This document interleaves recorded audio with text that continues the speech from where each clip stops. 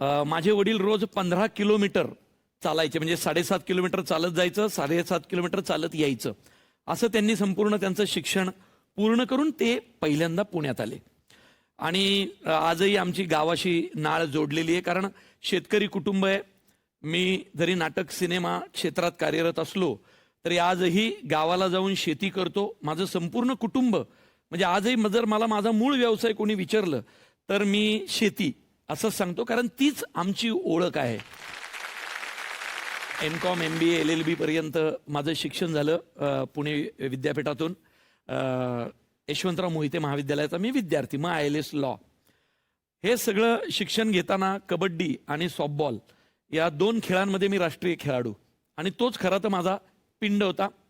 अपघाताने मी नाटक क्षेत्रात आलो. म्हणजे प्रलोभन कुलकर्णी नावाचा माझा मित्र आहे, खरं तर त्या प्रलोभननी म्हणजे छोट्यानी मला नाटक क्षेत्राच्या प्रलोभनात पाडलं. आणि मी मग काय, एकदा तुम्ही माहितीच आहे तुम्हाला जवळून की पुरुषोत्तम करंडक ही जर एकांकिका स्पर्धा तुम्ही केली की न कळत कळत तुम्हाला या क्षेत्रात यावंच लागतं, कारण या क्षेत्राची चटक म्हणणार नाही पण गोडी ही त्या स्पर्धेतून लागली. मग बऱ्याच लोकांना माहिती आहे की मी महाराष्ट्रातील सर्व एकांकिका स्पर्धा जिंकलेल्या आहेत. पूर्ण एपिसोड पहा झी5 वर. व्हायचं असं की लहान आम्ही बहीण भाऊ सगळे, आणि सगळे उच्च शिक्षित, सगळ्यांची अप्रतिम शिक्षणं झालेली आहेत. आणि लहानपणी आमची आई आमचा अभ्यास घ्यायची, आणि आईची दहशत. वडील एक तर नोकरी करायचे, सेकंड शिफ्ट करून नंतर ते गावी जायचे शेतीला. असं माझ्या वडिलांनी 32 वर्ष केले. म्हणजे दिवसभर नोकरी करायची. हां, आणि सकाळी नाईट शिफ्टवरून आलं की सकाळी गावी जायचं, शेती करायची, आणि संध्याकाळच्या एसटीने पुण्याला परत यायचं, 2-3 तास झोप घेऊन पुन्हा कामाला जायचं. असं 32 वर्ष. म्हणजे प्रवास आणि सगळं नोकरी वगैरे सगळं धरून 20-1 तास ते काम करत हां हां रेग्युलर. आणि त्यामुळं माझे वडील आमचा तो आदर्श होते. त्यामुळे घरात आई फक्त, आणि आई आमच्या सगळ्या भावंडांना अशी रांगेत बसवायची. आता एवढ्यांची जेवणं, छोटंसं घर आमचं. मग ती पोळ्या करता करता हा तुझा अभ्यास, आमचा अभ्यास घ्यायची. असं मी पहिली, दुसरी, तिसरी, चौथी, 5वी आई अभ्यास घ्यायची. एक दिवस माझ्या मोठ्या बहिणीच्या लक्षात काहीतरी आलं, आणि आईने नेहमीसारखं आम्हाला बसवलं होतं. 2 तास अभ्यास, सगळ्यांची वही घ्यायची. हा बघू तुझं, हा बरोबर आहे, हा तुझं बघू, तुझंही बरोबर आहे, तुझंही बरोबर आहे, असं ती अभ्यास घ्यायची. एक दिवस माझ्या बहिणीने काय केलं, थोडंसं कळायला लागल्यावर एक गणित चुकीचं लिहिलं, चुकीचं सोडवलं मुद्दामूनच. आणि तिने तिची वेळ आल्यावर आईसमोर वही ढकलली. आईने ती वही पाहिली, हा एकदम बरोबर आहे, चल पुढचं घे करायला. तर माझ्या बहिणीने मग काय केलं, मराठीचं पुस्तक उलट धरलं आणि तिच्या समोर ढकललं. आईने हा हे वाचतीये का, हे एकदम बरोबर आहे, वाच वाच वाच. नंतर माझ्या बहिणीने आईला विचारलं की तू असं काय केलं, पण सगळ्याला बरोबरच म्हणते. ती हे बघ, एखाद्याला चुकीचं म्हणायचं कशाला, माणूस चुकलं तर पुढे एकदा चुकलं कुणी चुकीचं म्हटलं तर सुधारायची शक्यता कमी असते. त्यापेक्षा आपलं थोडंसं जरी चुकलेलं असेल ना तरी बरोबर म्हणत जायचं, गाडी तर पुढे जाते. ह्या आमच्या म्हणजे नंतर मी MCOM MBA LLB झालो. माझी मोठी बहीण तर आता प्राध्यापिका आहे. असं सगळं आम्ही बहीण भाऊ उच्च शिक्षित, भरपूर शिकलो. आणि आम्हाला असं वाटतं की आमचं सर्व शिक्षण आमच्या त्या अशिक्षित आईने जे घेतलं 7 वर्ष, त्याच्यावर आमचा हा शिक्षणाचा बेस आहे. आणि तिने एकच शिकवलं, positive thinking is our half victory. कुणाबद्दल निगेटिव्ह बोलूच नका. मी आजपर्यंत माझ्या आई वडिलांना भांडताना पाहिलेलं नाही. अरे काय सांगतो, हो हो हो, हे कसलं आदर्श कुटुंब. कधीच नाही, कधीच नाही. म्हणजे काय, म्हणजे आम्ही घरात मला नसताना माझ्या भांडत असतील कक्षा, तर मला माझी जागा, काहीच भांडण नाही. नाही, कमाल आहे. भांडण नाही. कमाल आहे. आणि जरी झालं तरी आमचं 4 भिंतीच्या आत, मुलांना सुद्धा कोणाला कधी कळत नाही. कळणारच नाही. मग कशावर ना भांडता.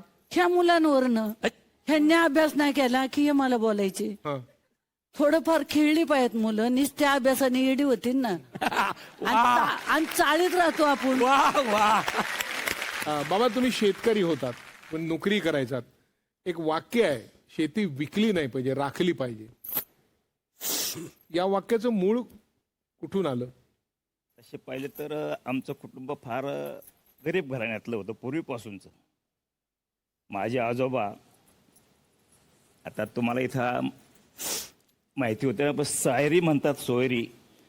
त्याचे दोडे पाडायचे, त्याचा घरी आणायचे, वाळवायचे, त्याचा कापूस करायचा आणि त्याचे काही 4 आणे 8 आणे येतील त्याच्यावर उदरनिर्वाह करायचे. वडिलांनी पण हालाकीते जीवत काढले. तरीसुद्धा माझे वडील त्यावेळेला म्हणजे 1920-25च्या दरम्यान जन्म असेल त्यांचा, ते मोडी शिकलेले होते, म्हणजे खाजगी शाळा होत्या त्यावेळेला. बरं. आणि माझ्या वेळेलाही नव्हती म्हणजे शाळा. मी 13 वर्षाचा झाल्यानंतर आमच्या गावामध्ये शाळा चालू झाली आणि वयाच्या 13व्या वर्षानंतर मी पण शाळेमध्ये थोडा जाऊ लागलो. मी 7वीला असताना जे ज्या वेळेला पानशेत धरण फुटलं, पुण्यामध्ये पूर आला होता, त्यावेळेला मी 7वी झालो. त्याच वेळेला प्रवीणची आई रुक्मिणी आणि माझा विवाह झाला. त्यानंतर पुढच्या वर्गामध्ये म्हणजे 1962ला आमच्या गावी शाळा नव्हती. शेजारच्या गावातून 7वी झालो. त्याच्यानंतर पुढची शाळा म्हणून लांब होते, आंधगाव म्हणून, ते 7 ते 8 किलोमीटर होतं. त्याच्या अगोदर सकाळी वडील दुधाच्या धारा म्हणजे जनावरांच्या काढायचे. ती जनावरं आमच्याकडं 5 ते 6 म्हशी, 2-3 गाया, 2 बैल, बकरी, अशा शेतकऱ्याकडं असणारा सगळं साहित्य होतं. आणि त्याचं साहित्य जर आता मुलांना मिळालं, त्याचं कष्ट रुक्मिणींनी केलं खरं म्हणजे. कारण तिने खूप कष्ट केलं. त्यावेळेला 10 ते 12 पाट्या शेण काढावं लागायचं जनावरांचं, ते सकाळी 4 वाजता. कारण 4:30-5ला दुधाचे काढावं लागायची, एवढं सकाळी. आणि तेही लाईट नव्हती अशी त्यावेळेला, दिवे असायचे, नाही तर मग कंदील, त्याच्यावर एवढं सगळं शेण काढायचं, धारा काढू लागायचं. दळण जात्यावर दळायचं, कांडणसुद्धा घरीच करावं लागायचं. आणि दिवस उगवायच्या अगोदर नदीवरून पाणी आणायचं. सगळं केलेलं आहे तिने आणि त्याचं श्रेय आता मुलांना मिळालेलं. मी अत्यंत लाड माझे घरात. माझ्या वडील म्हटलं आता एकच काम करायचं, आता इथून पुढे तू तुझ्या मनासारखं केलं, तेंडुलकरची सेंचुरी झाली ना, आता एक काम कर, नापास पोराला मी घरात ठेवणार नाही. आता इथून पुढे तू जोपर्यंत 12वी होत नाहीस, घरात 2 वेळच्या जेवणाचे आणि झोपड्याचे तू मला पैसे द्यायचे. पहिलं म्हटलं हे काय, 12वी पैसे कुठनं द्यायचे मी? ते तू बघ आता काही कर. आणि मी माझ्या आयुष्यातली पहिली नोकरी ही त्यांच्यामुळं मी शोधली. कारण वडील मला घेतच नव्हते संध्याकाळी घरी. मी लक्ष्मी रोडला एका ते कपड्याला फडकी मारतात बघा, ते काम मिळवलं. त्यातले काही पगार आण, पण तू पैसे आण. आणि मला महिन्याचे 600 रुपये असा पहिला पगार मिळाला. त्यानंतर त्यांनी तेच सर्व पैसे 6 महिने साठवले. नंतर मी काय बहिणीला साडी चांगल्या मार्कांनी पास झालो आणि त्यांनी मला ते जे काही पैसे आले ते थोडेफार ते आणि त्याच्यात अजून टाकून त्यांनी मला पहिली गाडी दिली आणि माझं शिक्षण मग पुढे कंटिन्यू झालं. तर मग त्याच्यानंतर घरी मग कायम घरीच राहिलं, मग परत वडिलांनी बाहेर काढला नाही घराच्या घरी? नाही कोल्हापूरला एकदा पाठवले. आमच्यातलं खडाजंगी झाली. आमच्या घरात काय आहे, कंपल्सरी 2 महिने कुस्ती करायची असते. आता झी कुस्ती जिंगल जी झाली त्याला मीच होस्ट करत होतो. ते त्यामुळं आमच्या घरात प्रत्येकाला कुस्ती ही करावीच लागते. म्हणजे माझे वडील सुद्धा तालमीत जायचे, माझे आजोबा जायचे, पणजोबा जायचे. मग तर नाटकाच्या तालमीत जायचं? नाही तोपर्यंत नाही. तोपर्यंत मी व्यवस्थित तालीम पैलवान झालो. पण नंतर जेव्हा हा नाटकाचा नाद लागला तेव्हा आमची एकदा सॉलिड खडाजंगी झाली घरात. आणि वडील सटकले आणि म्हटलं तू निघ इथनं, मग हे नाटकं बिटकं हे धंदे करायचे असतील तर इथनं निघ, नोकरी करायची. आणि मग मी त्या दिवशी घर सोडलं आणि मी 7 ते 8 वर्ष हा मी पुण्यातच कॉड बेसिसवर राहायचो, SP कॉलेजच्या समोर. आणि मग त्यानंतर मग मी घडलंय बिघडलंय मध्ये काम, श्रंग गोडबोलेंनी पहिलं काम दिलं. मग सिरियल लिखाण, तेव्हा तर माझं नाव पण यायचं नाही, पण मी आपलं लिहून द्यायचो, गोस्ट रायटर. आणि पहिली सिरियल मग कुंकू आली. आणि मग माझं ज्यावेळी लग्न जमलं त्यावेळी तेच स्वतः म्हटले, अरे तू भुक्कडच आहेस, पण माझ्या सुनेला कुठंतरी ठेवू नको भाड्याच्या खोलीत, तू इकडे ये घरी राहिला. आणि मग माझं लग्न झाल्यानंतर मी घरी राहायला गेलो, तोपर्यंत कुंकू, पिंजरा, अनेक सिरियल झीवरच्या मी लिहित होतो आणि गाडी जशी अशी स्थिर स्थावर झाली होती. तो खरंच उत्तम अभिनेत्री आहे. नाही नाही उत्तम नाही नाही नाही अरे असं नका करू, असं नका करू. आहे मागं किती मागं. danger आहे. एक मिनिट अरे, अरे, बोलूया अरे. तिला तिच्या समोरच काहीतरी रुजबातवर काय हाक मारतोस तू तिला? मी गिरची हाक मारू? कुठली हाक मार? अरे कसं चार भिंतीतलं नाव सांग, नाहीतर जगासमोरचं नाव सांग. मी तिला म्हणतो ए बायकोडा.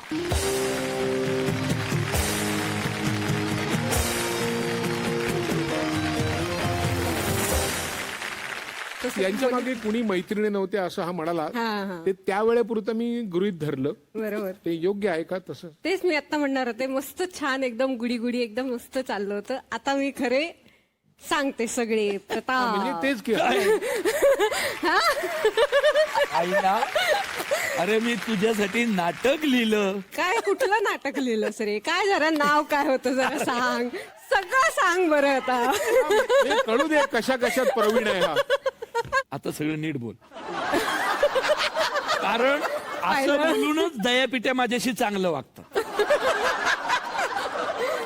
नाही नाटक नाही, पण त्यांनी कविता वगैरे त्यावेळी फार तो करायचा माझ्यावरती. नाही मी जरा स्टेटला जे नाटक हा. सामसूम सामसूमला मला प्राइज मिळालं होतं. पण ते तू कुठे लिहिलं होतं? सामसूम काय तू लिहिलंयस? अगं डिरेक्ट Direct केलं होतं. डिरेक्ट केलं होतं. हं. ते नाटक मग मी करायला घेतलं आम्ही आणि हा ना निशाचर्या मी म्हणजे 10ला झोपणार 6ला उठणार अशी मी, आणि हा म्हणजे रात्री म्हणजे निशाचर, दुसरा शब्दच नाही. ती 10 म्हणजे खरंच 10च्या डोक्याला झोपत्या. म्हणजे सर्वसामान्य माणसाचं. हा, अरे ते साधी पण का माणसं. लवकर उठायचं? 5:30 6ला उठतं का कोणी घरात? असंच असतं. पूर्वी शेतीची कामं असायची, हा, झोपतो. बायका शेतात जायच्या, ते काय शिंपडा शेण बिन, कुठं काय सोसायटीत सडे मारायचे करा उठून आता. ते पण हे नॉर्मल माणसाचं म्हणजे अरे माणसाचं पण जे का उठायचं सकाळी लवकर? निसर्गाने ठरवून दिलेलं आहे की दिवसा काम करावं, रात्री झोपावं. हा, अरे तर- पण नोकरी करत असतो तर ठीक आहे ना. बरं, काय माझं- होतं रात्री कोणी येत नाही, मोबाईल नाही, कोणी फोन करत नाही, म्हणून मी लिखाण रात्रीचं करतो.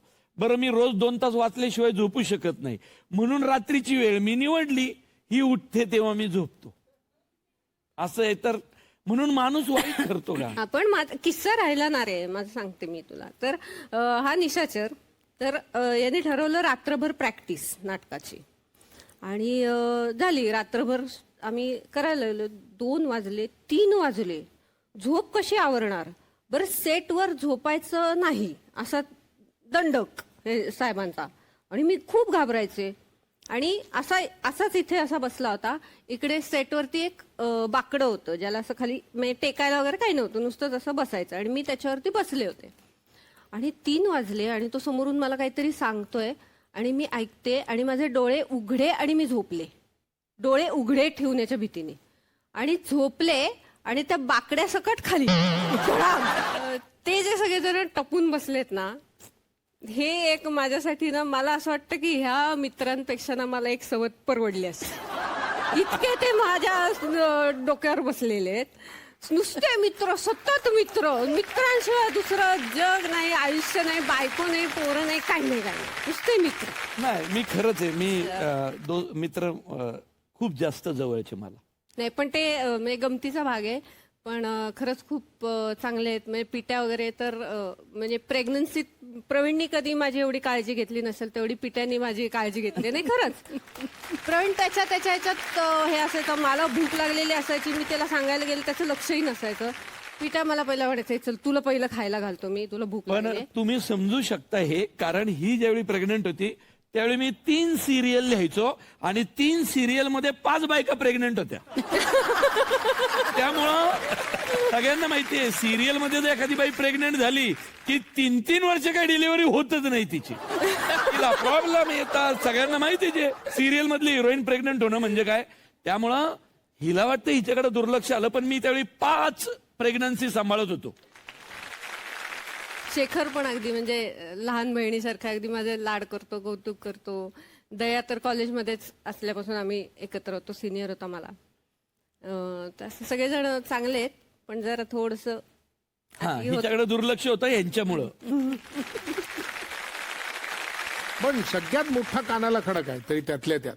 झालं, आता तुम्ही सांग काय आज म्हणजे तुम्ही आमची वाट अरे लावली. एवढं लांबून आले ते सगळं होऊन जाऊ दे ना.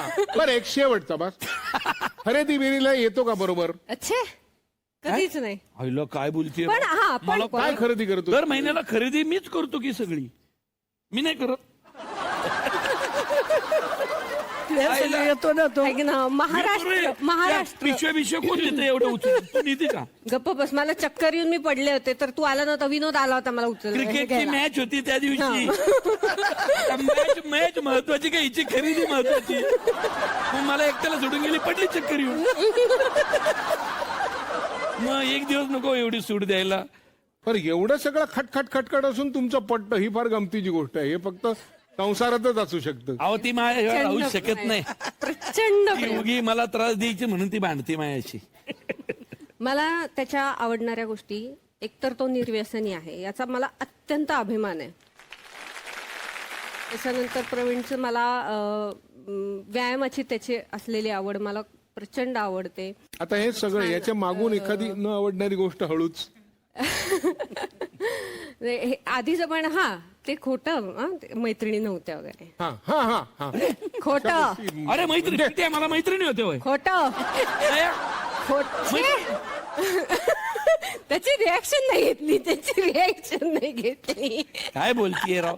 ते त्यांना विचार की त्यांना आता काय? एक मोने सर एक टिपिकल वाक्य असतं ना असं सगळ्या बायकांचं, मी आहे म्हणून टिकले. हा नाहीतर सगळं दुसरी असती तर पळून गेली असती. हे माझ्या बाबतीत खरं आहे बरं का. आले. पळून गेल्यात म्हणजे देश सोडून पळून गेलेले आहेत मुली. 12 ते 14,000 ऑडियन्स. आणि मी स्किट करत होते त्याच्यामध्ये.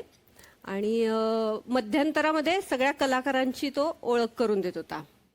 आणि झालं, 1 झाली, 2 झाली. आता माझ्याबद्दल सगळं आधीच सांगितलं त्यांनी की ही अशी अशी वगैरे अभिनेत्री. आणि माझं नाव कुठे आठवते? माझं नावच आठवे ना त्याला. लग्नाआधी का लग्नानंतर?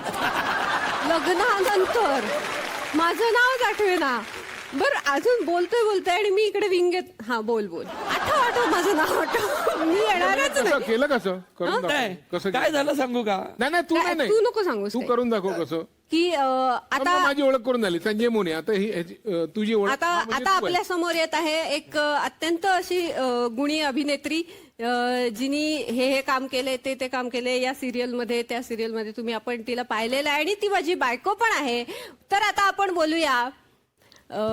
आणि मग तिने हे पुरुषोत्तम मध्ये पण तिने काम केलंय. मग ती असं तो बोलत राहिला आणि त्याला मला अगं, ये ना. आणि मी यायच ना म्हणलं आता आठवच तू माझं नाही, नाव. ते घोळ झाला. नंतर काय झालं? नाही, मग नंतर तू स्नेहलता तरडे असं त्याने माझं नाव घेतलं. तेच नाव आहे ना पण. नाही, माझं नाव स्नेहल आहे. नुसतं हा, नुसतं स्नेहल नाव आहे. तो स्नेहलता तरडे म्हटला. अरे म्हणजे- बरं, एकदा ठीक आहे. तोच कार्यक्रम नेक्स्ट टाइम परत मी काम केलं काहीतरी. मग सगळ्यांची ओळख करून दिली. आता मी थांबले की आता कदाचित शेवटी माझी ओळख करून देतोय की काय वगैरे, म्हणून मी विंगेत आपले थांबलेले. हे सगळेजणच होते. आणि बघतायत माझ्याकडे. आणि त्यांनी संपवला कार्यक्रम. मी एम्बॅरेस्ड. अरे मी राहिले. आणि ही लीड रोल करत होती. हो. वा. आणि विसरला. मी असं काय ह्यांना पण विसरतो. अरे डोक्यात खूप विचार असतात, काय काय नाही का. यांना कधी विसरलं तर काय कुणी- मला तर आठवतच नाही बाबा. मग त्या रात्री शिक्षा म्हणून कोबीची भाजी नाही का उपाशी? नाही कोबीची भाजी सवयीने असतेच. शिक्षापेक्षाचा काय संबंध. हीच शिक्षा आहे रोजची. आणि बहुधा त्यानंतर रोज कोबीच चालू आहे त्या दिवशी. नाव विसरतो कोणी बायकोचं? आपल्या बायकोचं नाव काय? अरे त्यावेळी अख्खा कार्यक्रम मी होस्ट करत होतो. इतकी पात्र होती. अरे सगळे लक्षात बरं, ठेवले ही रे मला तुम्ही, समोर एवढी दिसत पात्र होती. होती. आणि काय आपण नाही का नाटकात फंबल होत. आपण ब्लँक होतो, ब्लँक. बरोबर की नाही? तर मी ब्लँक झालो माझ्या नावापुरता. अरे झालं ब्लँक यार. त्यात काही एवढी शिक्षा नसती. ब्लँक होतो आपण, फंबल होतो. पण समोर एक मावळाच्या वेशातला माणूस आहे, त्याला आपण डॉक्टर साहेब असं तर म्हणत आहे ना. फंबल झालं म्हणून. वा, थँक्यू. आता ओळख करून द्या सगळ्यांची एकदा. तेवढ्याच एक जरा 2 मिनिटं शांत जाऊ देत. आता जो माझ्यावर बायकोनी आरोप केला की मी सतत मित्रांमध्ये असतो, ती फॅक्ट आहे. मला दोस्तांशिवाय लाईफ नाही. मला मित्र हे सगळे आहेत. हे जे शेजारी बसलेत हे मुळशी पॅटर्न मधले पिट्या भाई आणि रेगे चित्रपटातले एम भाई. मी जे चित्रपट लिहितो त्यात पिट्या नाही असं होत नाही. आणि गेले 40-41 वर्ष आम्ही एकत्र आहोत. म्हणजे जन्मल्यापासून एकत्र आहोत असं म्हटलं तरी चालेल. माझा जीवाभावाचा मित्र. याची पिट्या एवढीच ओळख करून दिली. नाव आठवतंय का नाही? अरे नाही पिट्याचं नाव आठवतं ना. पिट्याचं नाव रमेश परदेशी, महेश लिमये. हो हो. आता या माणसाबद्दल मी काय बोलणार. म्हणजे संजय लीला भन्साळी, अरबाज खान, दबंग, दबंग 2, बाजीराव मस्तानी, पद्मावत, कॉर्पोरेट असे सिनेमे केल्यानंतर डायरेक्ट त्याला जो डिरेक्टर मिळाला तो मी. आणि आम्ही मुळशी पॅटर्न केला. मी आजही म्हणतो मुळशी पॅटर्नला जर 100% यश असेल तर 50% वाटा महेश लिमयेचा, 50% वाटा माझा. क्या बात. आयुष्याच्या अगदी सुरुवातीच्या काळात कोण होते तुझ्या खड्यांच्या बाबतीत? किस्सा खूप सुंदर आहे. मी जसं म्हटलं तसं पिट्या आणि शेखर जावळकर हे माझे, आम्ही 41 वर्ष का म्हणतो तर पहिले 2 वर्ष काही कळत नाही म्हणून. हे जन्मल्यापासून आम्ही एकाच ठिकाणी वाढलोय राहिलोय. ते मित्र आहेत. हे माझ्या जवळचे यासाठी. तो किस्सा आहे ना तो काय आहे तो तुम्हाला पिट्या आणि तो एक्क्या ह्यांच्याकडनं ऐकायला खूप मजा येईल.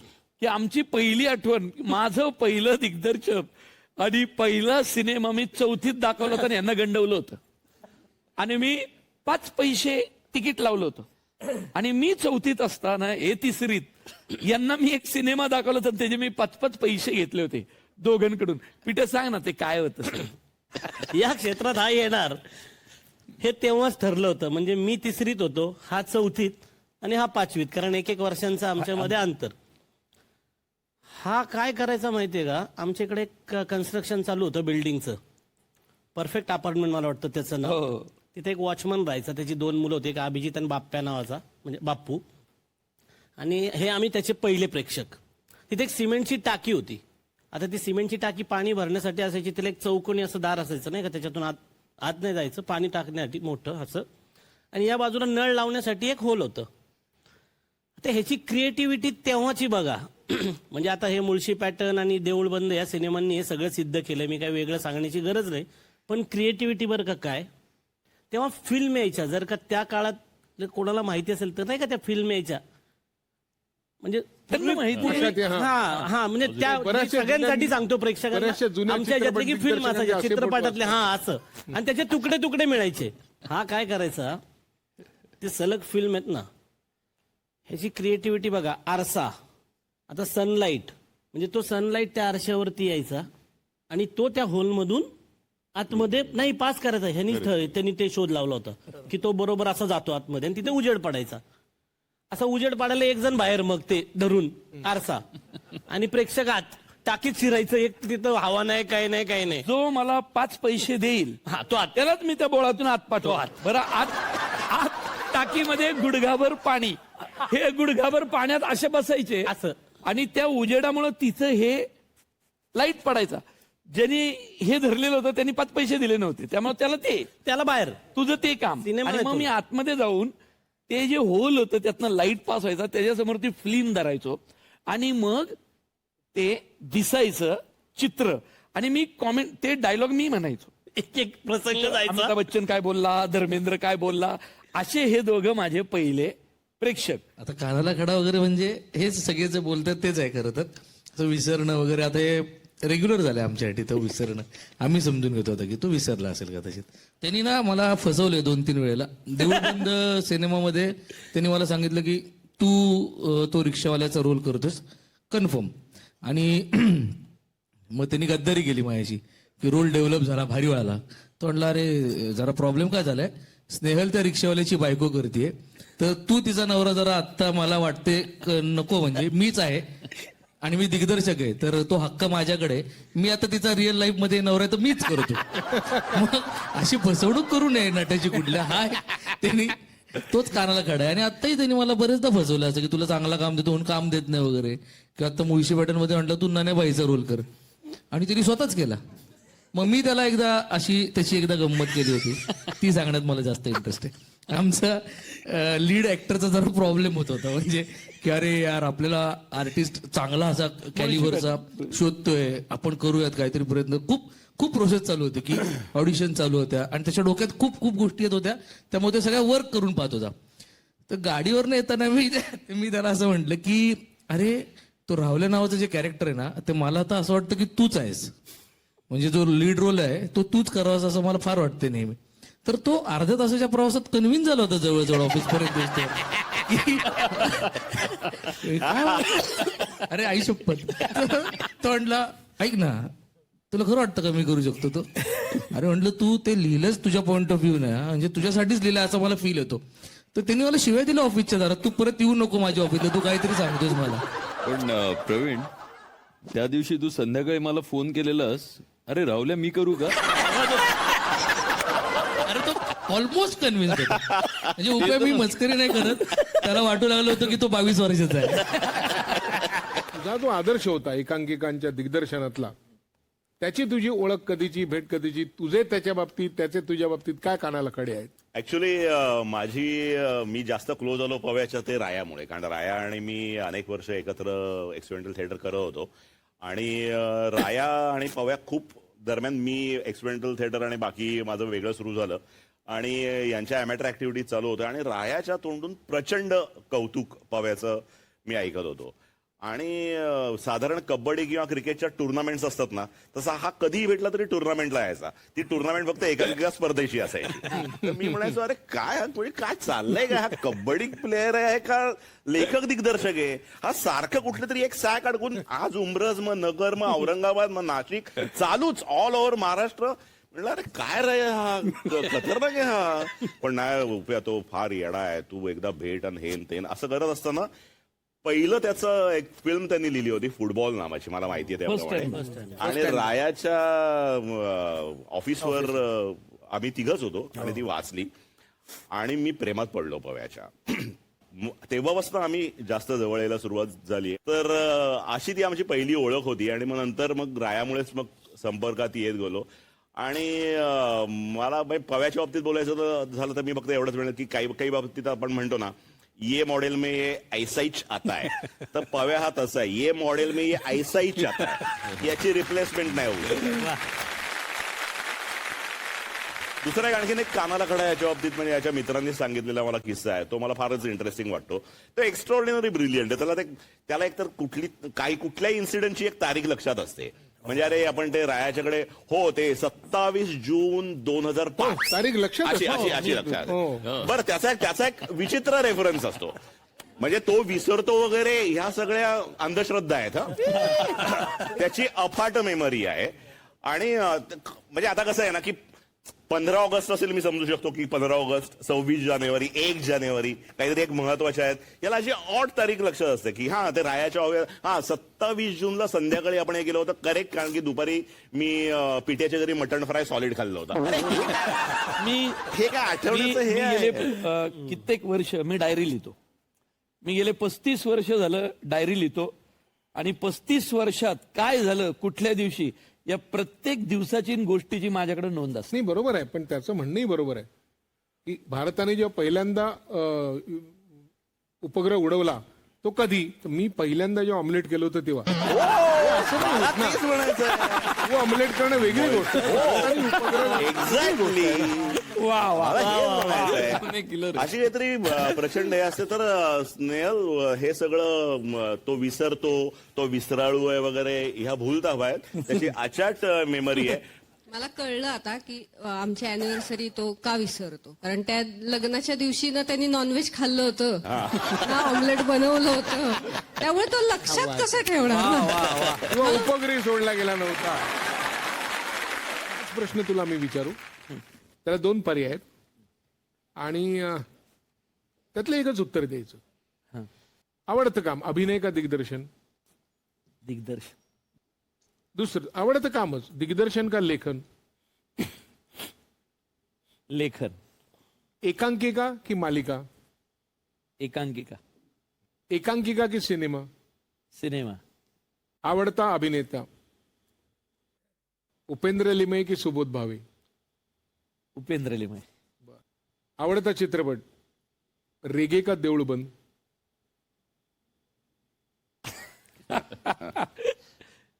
देऊळ बंद. अभिजित पानसे किती दिवस झाले भेटलाच नाही आपल्याला. फार आठवण येते मला त्याची. बर, मग देऊळ बंद का मुळशी पॅटर्न? मुळशी पॅटर्न. बरं, एक शेवटला. कोण म्हणून तुला ओळखावं असं वाटेल? शेतकरी प्रवीण तरडे का दिग्दर्शक प्रवीण तरडे? शेतकरी प्रवीण तरडे. क्या बात आहे. आपल्या आयुष्यामध्ये आपण एक प्रवास करत असतो, त्यात अनेक लोक भेटतात, आपल्याला घाई असते, गती असते, विविध गोष्टींकडे आपल्याला लक्ष द्यायचं असतं, अनेक व्यवधानं असतात. त्याच्यात काही लोक दुखावले जातात उगाचच, किंवा काही लोकांना आपल्याला दुखवायचं असतं पण ते राहून गेलेलं असतं. काही आपल्या हातून चुका घडलेल्या असतात. थोडक्यात काही तुला कबुली द्यायची असेल, तुला काही खंत मांडायची असेल, त्याबद्दल बोलू शकतो. मुळशी पॅटर्न हा माझा खूप जिव्हाळ्याचा विषय, कारण माझ्या तालुक्याची मधल्या काळात ओळख बदलली होती. आणि मुळशी पॅटर्न या चित्रपटातून शेतकऱ्यांचा खूप मोठा प्रश्न मी मांडत होतो. तर तो चित्रपट बनवताना जसं मित्र माझी ताकद होते, तसे काही मित्रच माझं थोडंसं वीक पॉइंट ठरले. मला कारण आजही माहीत नाही. आणि माझ्या त्याच काही जवळच्या मित्रांनी मुळशी पॅटर्न बद्दल थोड्याशा वेगळ्या बाहेर पसरवलं की हा सिनेमा गुन्हेगार, एका विशिष्ट गुन्हेगारावर आहे, ही त्याचीच गोष्ट आहे, असं त्यांनीच सांगितलं. मी त्यांना पटवून देत होतो सगळ्यांना की अरे बाबांनो, आपल्या तालुक्यातल्या शेतकऱ्यांचा खूप मोठा प्रश्न मी मांडतोय. भारतातल्या शेतकऱ्यांचा हा प्रश्न आहे, तुम्ही मला समजून घ्या. पण ना त्यावेळी इतक्या अप्रतिम आणि सुंदर कलाकृतीबद्दल एवढे गैरसमज पसरवले गेले. मराठी प्रेक्षकांनी मला प्रचंड यश दिलं, पण चित्रपट रिलीज होण्याच्या आधीपर्यंत मी ज्या टेन्शनमध्ये दिवस काढले, तो रिलीज होण्यासाठी एक एक क्षण मी धडपडत होतो. त्यामुळं काय झालं, एक ठराविक वर्ग आपला असा आहे, पांढरपेशा वर्ग, जो अशा गोष्टींमुळे थिएटरकडे गेलाच नाही. तरीही सुपर डुपर ब्लॉकबस्टर फिल्म आहे या वर्षीची Mulshi pattern. Mulshi pattern hit केला महाराष्ट्रातल्या शेतकरी वर्गाने, ज्यांच्या जमिनी डेव्हलपमेंटच्या नावाखाली लुबाडल्या, त्या शेतकऱ्यांनी सिनेमा हिट केला. मग माझ्या शेतकऱ्यांची, माझ्या शेतकरी बांधवांची एवढी कळकळीची मी गोष्ट मांडत होतो. मग कोणी नक्की असं पसरवलं बाहेर? तुम्हाला करायचंय काय महाराष्ट्रात?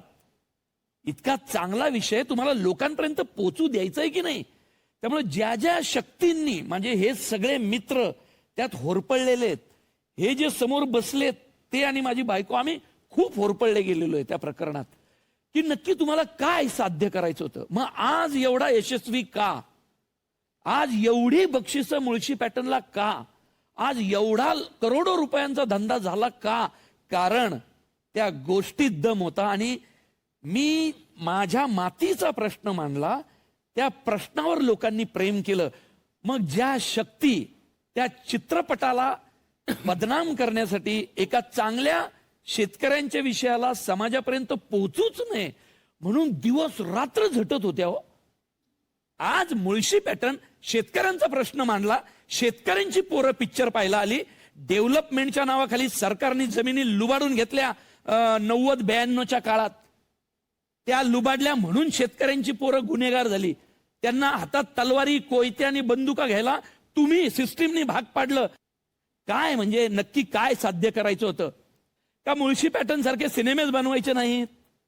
महाराष्ट्रात मारामाऱ्या होत नाहीत का? शेतकऱ्यांची पोरं गुन्हेगार झाली नाहीत का? हे सगळे झटले होते तो सिनेमा रिलीज होऊ नये म्हणून, तो सिनेमाला आडकाठी यावी म्हणून, तो सिनेमा समाजापर्यंत पोहोचू नये म्हणून. आणि मग सगळं ते गदारोळ झाले, तो गोंधळ झाला.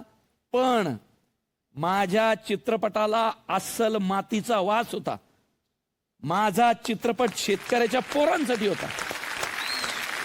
बाबांनो, शेती इकायची नसते रे, शेती राखायची असते.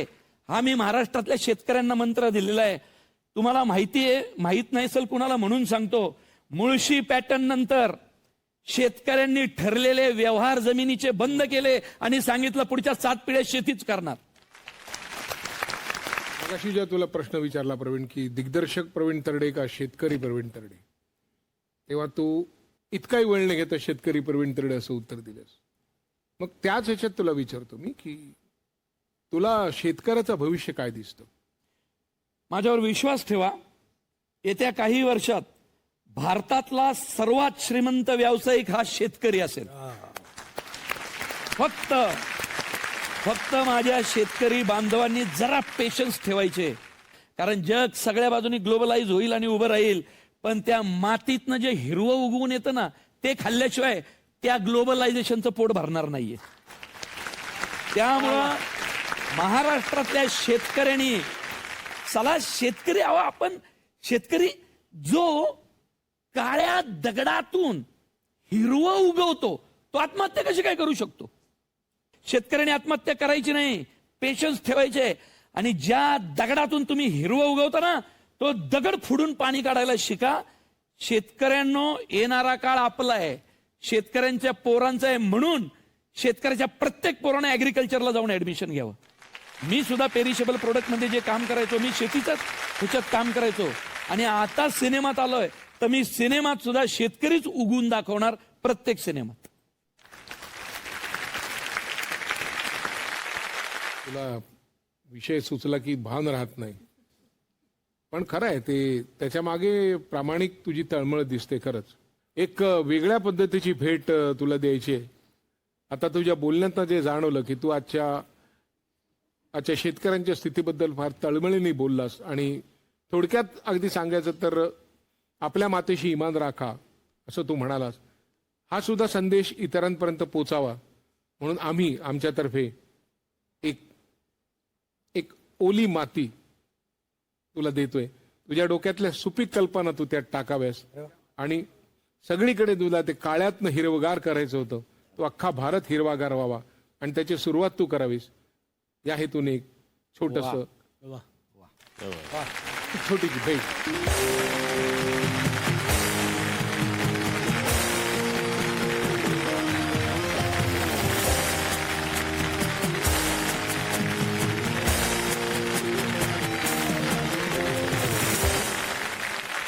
मला आजपर्यंत सर्वात जास्त आवडलेला हा कार्यक्रम आहे कानाला खडा, कारण पहिल्यांदा आजपर्यंतच्या आयुष्यात मला माझ्या आईवडिलांना कुठेतरी स्क्रीनवर आणता आलं या कार्यक्रमाच्या निमित्तानं, आणि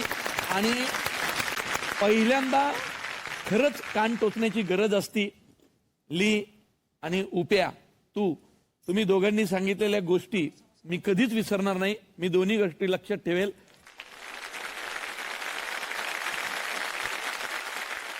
प्रवीण, आपले आता किती मी सांगितले असतील किस्से, पण एक गोष्ट आहे ज्यासाठी मी हे आपल्यातले जे काय किस्से होतात हे मी सगळे बाजूला ठेवू शकते, ती म्हणजे तुझं ज्या डेडिकेशनने तू काम करतोस, ज्या पॅशनेटली तू काम करतोस, ते मला अतिशय आवडतं. मी कितीही नावं ठेवू देत तुला, मी तुला काही मी भांडू देत, पण ती गोष्ट तू बदलू नकोस. मी कायम तुझ्या जवळ असेन. अरे मी जे त्याची आई सांगायची की हे रागवायचे, तो नाटकं लिहितो, पिक्चर लिहितो, हे त्यावेळेला मला वाटायचं ही काहीतरी आहे. परंतु मला असं वाटतं कला ही कलाच असते, कलेला कधी मरण नाही, कला ही चंद्र सूर्य अशापर्यंत जिवंत राहते. अशा प्रकारचा मी कानाला खडा लावलाय की इथून पुढे बोलायचं. क्या बात. उत्तम डोसे घालावेत आणि विकावेत, किंवा चाकाची हवा गेलेली ती भरून लोकांची चाकं नीट करून द्यावीत, किंवा शहाळं विकावं, किंवा साबण निर्माण करावा आणि तो विकावा.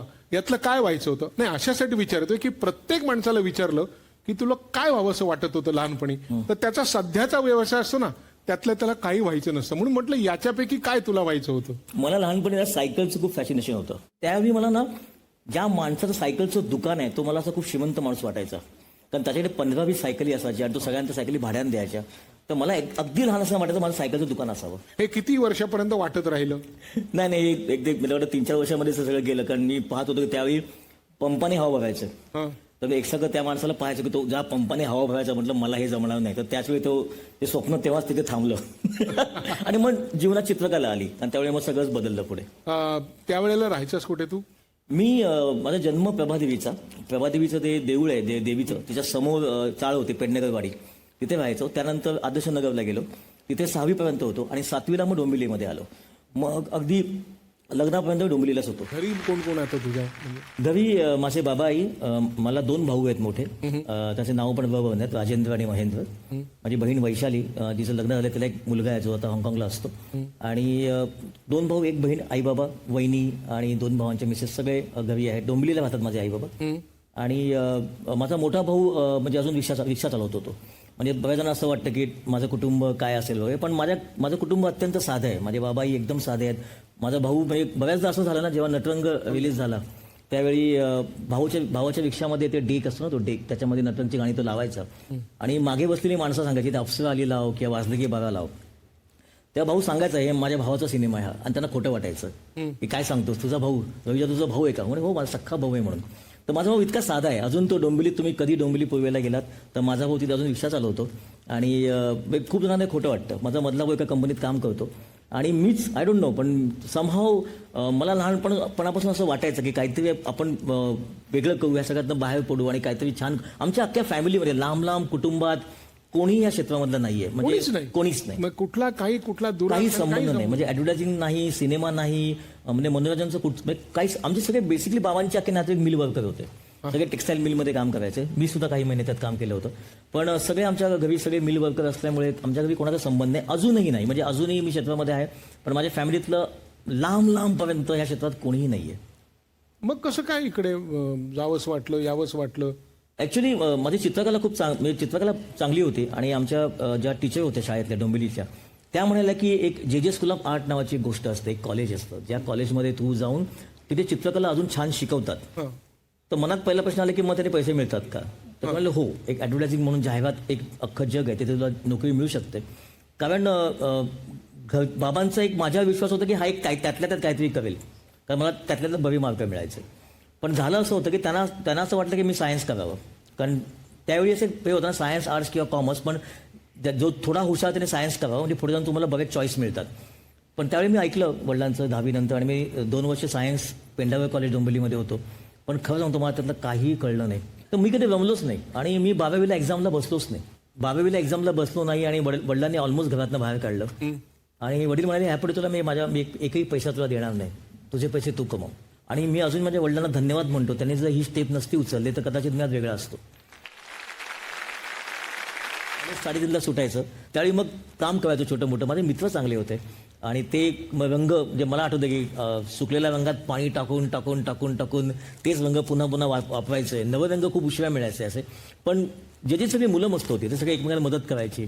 आणि मग मध्ये काय व्हायचं ना की मग एक डोंबिवलीमध्ये आपली जी फॅशन होती त्यावेळी, चप्पल, मला आठवतं माझी स्लीपर असायची कायम. आणि जे सगळं बघायचं, सगळं मुलं मुली हायफाय डेनिम जीन्स घालतात. त्या डेनिम जीन्सचा नवा कॉन्सेप्ट इंडियामध्ये आला होता. जीन्स हा एक प्रकार इंडियामध्ये नुकताच आला होता आणि तो खूप महाग होता. 900 रुपये वगैरे जीन्स होते. म्हणजे चान्सच नाही, म्हणजे आपण लांब पण विचार करू शकत नाही आपण जीन्स घ्यायचं. तर त्यावेळी ना फाउंटनला, म्हणजे अजूनही सेकंड हँड जीन्स मिळतात. त्या टेबलवरती त्या ठेवलेल्या असतात. 60 रुपये, 50 रुपये, म्हणजे वापरलेल्या जीन्स, वापरलेल्या आपण देतो ना भांडीवाल्यांना, ते धुतलेल्या असतात. त्या जीन्स तिथे 60-60 रुपयाला मिळायच्या.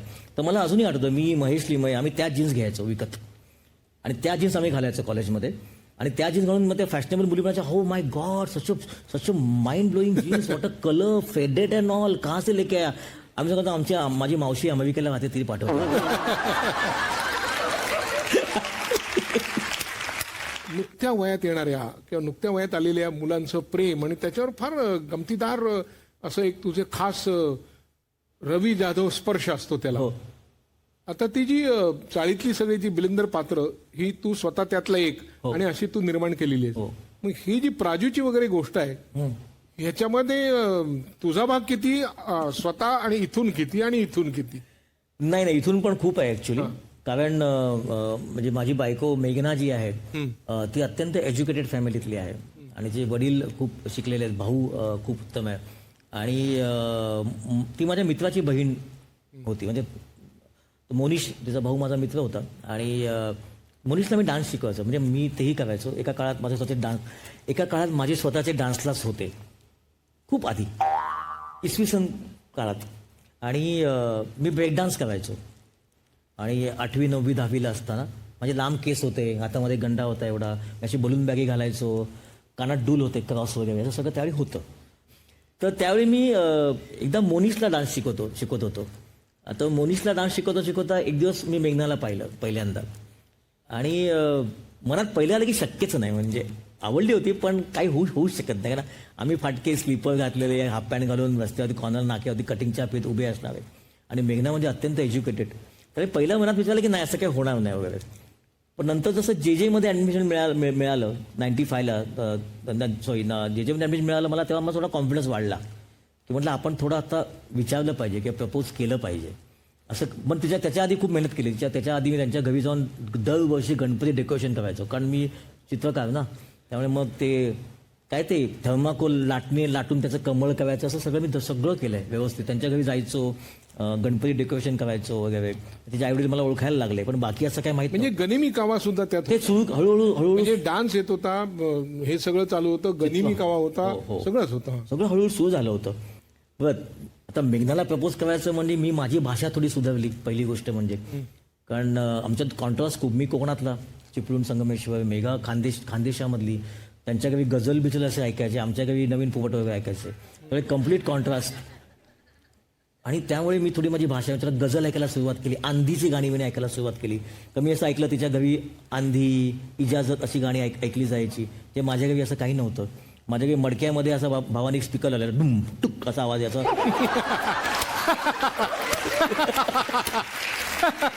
तो अभ्यास सगळ्या बाजूने अभ्यास सुरू झाला आणि मग धीर असा आणून एक दिवस मी तिला प्रपोज केलं की मला तू आवडतेस म्हणून. आणि मग तिने काही उत्तर दिलं नाही. अनेक मित्रांकडनं मग निरोप पाठवले वगैरे. जरा नीट मग अनेक मित्र उभं राहून तू कसं प्रपोज केलं? Oh my God. मला अजूनही आठवतं, मेघना सकाळी जात होती कॉलेजला, तर ती होती तिकडे आणि मला भीती वाटत होती मनामध्ये की प्रपोज करू न करू आणि काय म्हणेल. कारण ती अभ्यासात एक तर अत्यंत हुशार आणि एक तर इंग्लिश मिडियममधली, मी मराठी मिडियम, त्यामुळे कसं प्रपोज करू. माझं इंग्लिश अजूनही अप्रतिम आहे, त्यामुळे त्याच्यावर मला काय करू. मग गेलो हळूहळू. ग्रीटिंग कार्ड छोटंसं केलं होतं, एक आय थिंक गुलाबाचं फूल घेतलं होतं वाटतं. सो आय वेंट आणि तिला म्हटलं की 2 मिनिटं आहेत का. काय 2 मिनिटं आहेत का. 2 मिनिटं आहेत का. हां. तिने, आणि नॉर्मली ती एका मैत्रिणीबरोबर असायची, त्या दिवशी मला वाटतं एकटी असं तिला पाहिलं मी आणि म्हटलं 2 मिनिटं आहेत का. ती म्हणली काय. तर म्हटलं की हे द्यायचं आहे तुला. काय द्यायचं आहे. तुम्हाला आवडतेस आणि आय लव्ह यू, त्यामुळे हे तू ठेव आणि जर उत्तर हो असेल तर मला प्लीज सांग. एवढंच म्हटलं. तिने असं पाहिलं, ग्रीटिंग माळे बघितलं, ते निघून गेले टप चालून. त्यात मला ते उत्तर मिळालंच नव्हतं. सो आय वॉज वेटिंग की आता काय म्हणते. या बाजूला बघ ना.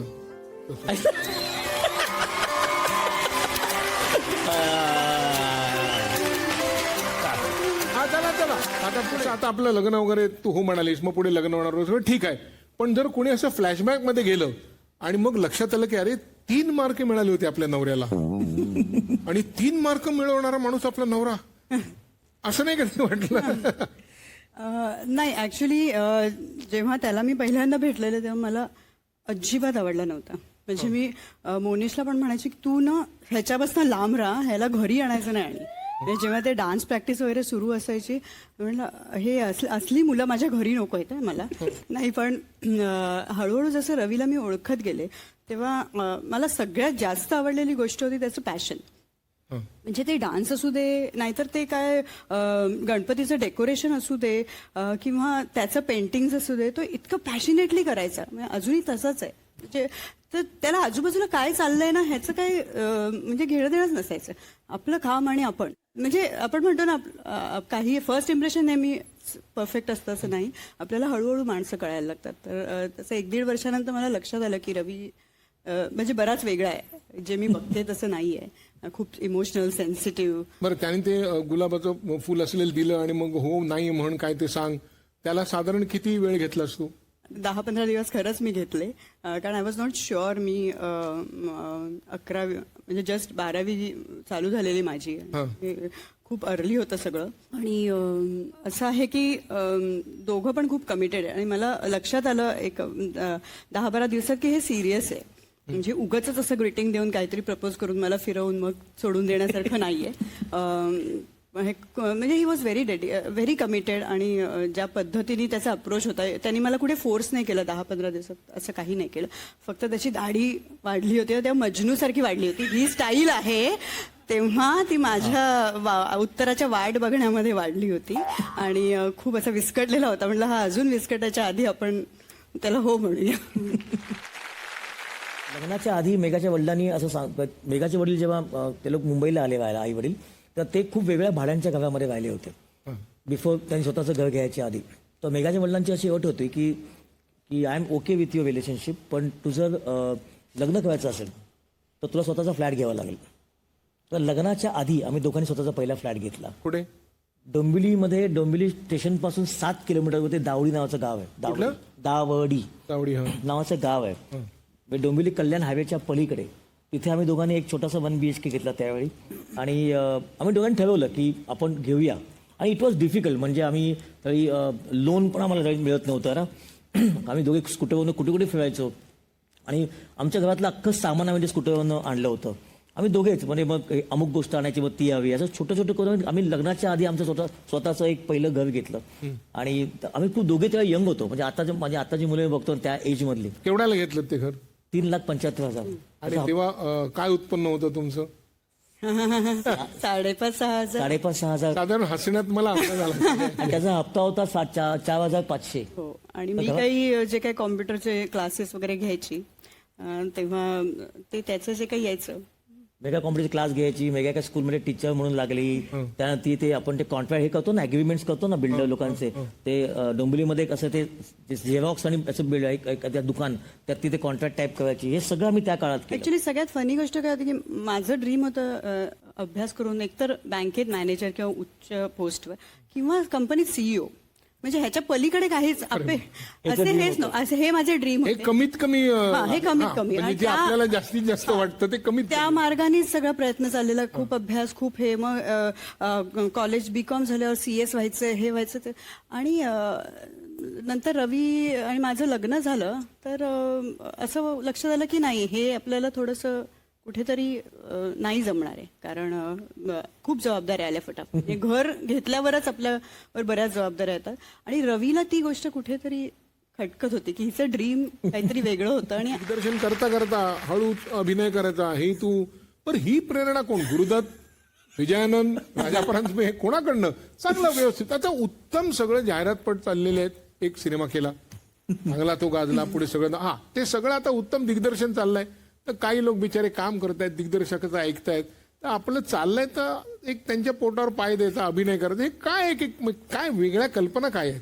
नाही मुळात तुम्हाला खरं सांगू का जेव्हा प्रसाद ने मला फोन केला होता की तुला एक गोष्ट ऐकवायची आहे आणि मला वाटलं की ॲज अ निर्माता किंवा प्रोड्युसर किंवा प्रेझेंटर त्याला मला गोष्ट ऐकवायची असेल.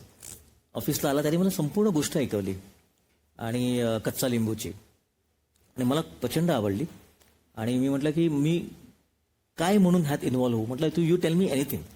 मग मी प्रोड्यूस करू का? म्हटलं मी करतो. मी प्रेझेंट करू का? मी करतो. म्हणजे मी ऍक्टिंग सोडून सगळं त्याला विचारलं की मला सांग मी काय करू. आणि प्रसाद म्हणाले की तुला काटवींची भूमिका करायची आणि मला जेन्युइन सांगतो की इट वॉज अगेन म्हणजे लाईफमधलं one of the biggest challenge जे प्रसादने मला समोर ठेवलं होतं. म्हटलं आर यू शुअर? तो म्हणाला येस मी 100% शुअर आहे.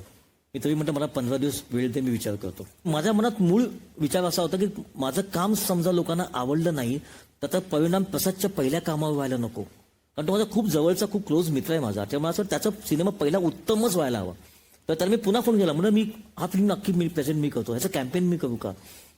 पण काम ऍक्टिंग नको सांगूच म्हटलं कारण आणि ही नको ही जी भूमिका म्हटलं खूप कठीण आहे. तर तो नाही रवी मी खूप तुझं ऑब्झर्व केलंय खूप दिवस मी तुला पाहतोय आणि मला ते तूच करावं. म्हटलं व्हॉट अबाउट माय लँग्वेज जे मी बोलतो मला स्पष्ट बोलता येत नाही म्हणजे मी तसंच वापरणार आहे तसं तुला बोलता येतं. आणि मग मी त्याच्यावर अत्यंत गंभीरपणे काम चालू केलं. म्हणजे मी झोपायचो नाही म्हणजे जसं काटवींची भूमिका आहे की ते रात्रभर जागे असतात काम करतात आणि दिवसा ते दिवसा घरी असतात रात्री काम करतात टायपिंग करत असतो. ते सगळं चालू केलं, टायपिंग शिकलो. मग प्रसादने माझ्या खूप काम करून घेतलं माझ्याकडनं. त्याने म्हणजे उच्चार, मी खूप फास्ट बोलतो ते त्याने करून घेतलं. खूप जेन्युनली अटेम्प्ट केला. मला वाटत नाही की आय एम 100% देअर, पण मी अटेम्प्ट खूप जेन्युनली केल्या. ज्यांनी सिनेमा पाहिला त्यांना खरा बाप वाटलो मी. आणि आनंद ह्या गोष्टी झाला की ज्या सिनेमा मी जो पहिला सिनेमा मी डिरेक्ट केला नटरंग, त्याला नॅशनल अवॉर्ड मिळालं. जी पहिली मी शॉर्ट फिल्म केली लाईफमध्ये मित्रा, त्याला नॅशनल अवॉर्ड मिळालं. आणि ज्या पहिल्या फिल्ममध्ये मी ऍक्टिंग केलं कच्चा लिंबू, त्यालाही नॅशनल अवॉर्ड मिळालं. इतकी वर्ष, इतके चित्रपट, इतक्या जाहिरातपट, अनेक चित्र काढलेली आहेत. या टप्प्यामधनं जाताना फार सोपं नाहीये, खूप कठीण आहे. किंवा या सगळ्यामध्ये नकळतपणे कोणी दुखावले गेले असतील, परंतु आता पुढे जाऊन मध्ये इतका काळ गेला, आता कुठे त्यांना सांगणार परत. थोडक्यात म्हणजे काय तुम्हाला मनापासून काही मांडायचं असेल तर त्याच्यातली पुढे हा जो वेळ आहे हा फक्त तुमचा आहे. मी असं ऐकलं की या प्लॅटफॉर्मवरती आमच्या गोष्टीतून बऱ्याच लोकांना काही गोष्टी शिकायला मिळतात किंवा एक प्रेरणा मिळते. जरूर जरूर म्हणजे काय. आणि कारण स्ट्रगल कोणाला कधी चुकला नाही आहे, प्रत्येकाचा स्ट्रगल असतो. एक गोष्ट मी कधी माध्यमांसमोर किंवा मीडियासमोर बोललो नव्हतो गेल्या 1.5-2 वर्षामध्ये, आणि ती मी आज पहिल्यांदा खरंच सांगतो. आणि कारण ती सांगायची तर मला योग्य वेळ आहे. गेल्या वर्षी सप्टेंबरला, म्हणजे अराउंड सप्टेंबर गणपती येऊन गेले, आणि माझा मुलगा जो 8वीला होता त्यावेळी, त्याला ताप यायला लागला. आणि आम्हाला वाटतं नॉर्मल ताप असेल, आणि मग चेकअप्स व्हायला लागले. आणि आम्हाला अराउंड 11 सप्टेंबरला कळलं की त्याला कॅन्सर आहे, ब्लड कॅन्सर. हे आतापर्यंत आम्ही कोणाला सांगितलं नव्हतं, म्हणजे इवन माझ्या घरच्यांना सुद्धा माहीत नाही, माझ्या आईवडिलांना. आणि त्यावेळी एव्हरीथिंग वॉज, म्हणजे आम्ही शॅटर्ड. म्हणजे मी स्वतः आर्ट बॅकग्राऊंड असल्यामुळे खूप घाबरलो मी. म्हणजे आपण सुचत नाही ना काय असं का. आणि पहिलं असं म्हणत होतं की माझ्याशीच का झालं, मीच का, आणि मग माझ्याशीच का झालं, की मी असं काही वाईट केलं का. आपण प्रत्येक गोष्टीकडे वेगळ्या पॉईंट ऑफ व्ह्यूने बघायला लागतो. कोणतरी येऊन नातेवाईक म्हणतो तुझा घरी देव दक्षिणेकडे म्हणून झालं असेल, कोण म्हणतो तुमचा दरवाजा असं ओपनिंग म्हणून झालं असेल. अशा वेगळ्या प्रकारच्या रिॲक्शन्स यायला लागल्या. आणि मग तो सप्टेंबर गेला, मग किमोस सगळ्या चालू झाल्या. आणि मग